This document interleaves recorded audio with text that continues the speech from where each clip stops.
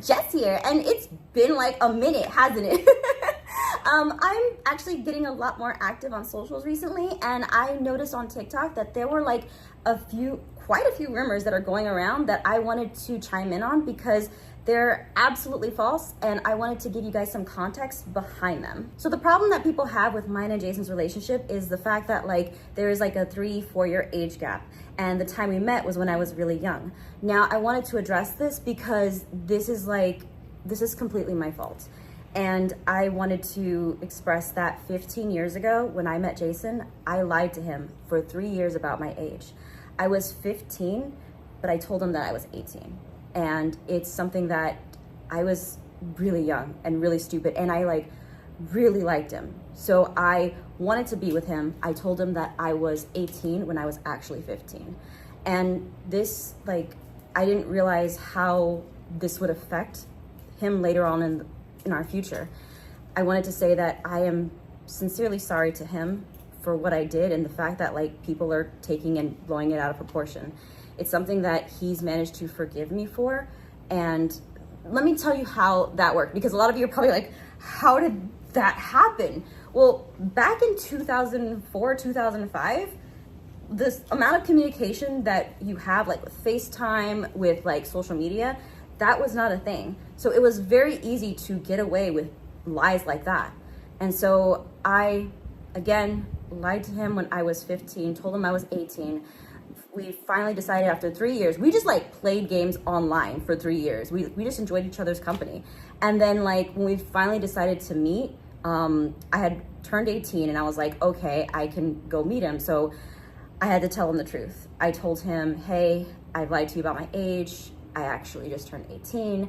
And yeah, and it took him a bit, but eventually he decided to forgive me, and he to this day still forgives me, and I feel awful for it.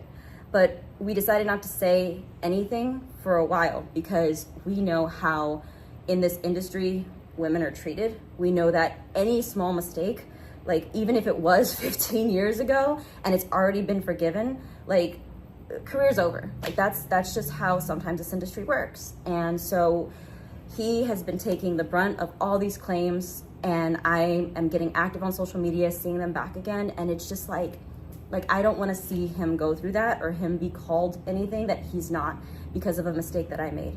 So I'm really sorry to anyone who had their heart in the right place. But again, please don't assume anything about anyone's relationship. He's like the best thing in my life. And so I want to clear that up. That's just like a big thing that really means a lot to me. So Jason, if you're watching this, I am sorry.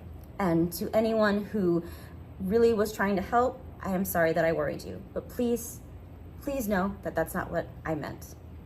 This next one is less serious. This one is more like, it's the rumor that Jason made me change my story because he was jealous of a character, which makes everyone who knows us giggle because that is completely false.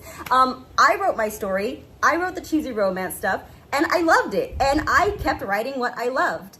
And no, Jason didn't make me change anything in the story. We collabed together on certain parts I was like, hey, I need your help on. But no, that's never been the case. And oftentimes that's used to fuel the rumor that he manipulated me when I was younger, which is like, no, that never happened. He's been supportive of every story that I've wanted to tell. So I just want to make it clear that he didn't change a thing in my story because he was jealous. And that's just like, that's super weird. The only time I've ever changed my story was when I wrote like the ending of Diary season 2 and fans were really harassing me. So I changed the story because of some Garmel fans, not everyone, but a few that were really, really harassing me in real life, and I did not appreciate it, and it made me upset, and that's why I stopped Diaries completely. So just want to let y'all know that that was a big thing back in the day that really hurt me. That leads into the reason a lot of these rumors started in the first place was because around 2016, 2017, we had a stalker, and that was not fun. I'm going to leave it at that. It's been handled appropriately. And they basically didn't like a decision I made and ended up going online and started to spread a lot of rumors. And so that person, we forgive them. It's in the past.